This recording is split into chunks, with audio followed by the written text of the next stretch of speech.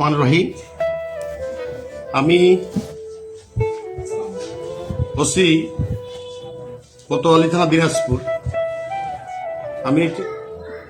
আমি এখানে আসছি গত 7 ডিসেম্বর। এখানে এসে আমি প্রত্যন্ত অঞ্চল ঘুরলাম।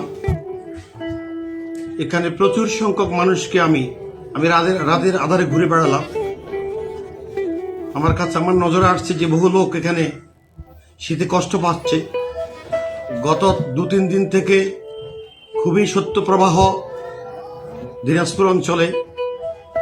আমি দিনাজপুর সহ সারা বাংলাদেশের বিত্তবান মানুষদের কাছে হৃদয়মান মানুষের কাছে আহ্বান জানাবো, দিনাজপুর অঞ্চলের এই ছিন্নমূল অভাবী দরিদ্র মানুষের দিকে একটু তাকান, আপনাদের হৃদয়টাকে একটু নরম করুন। আপনাদের সামর্থ্যতা অনুযায়ী আপনারা এই শীতে যারা কষ্ট পাচ্ছে এই মানুষগুলোর জন্য কম্বল এবং শীতের কাপড় দিন। এটাই আমার আহ্বান।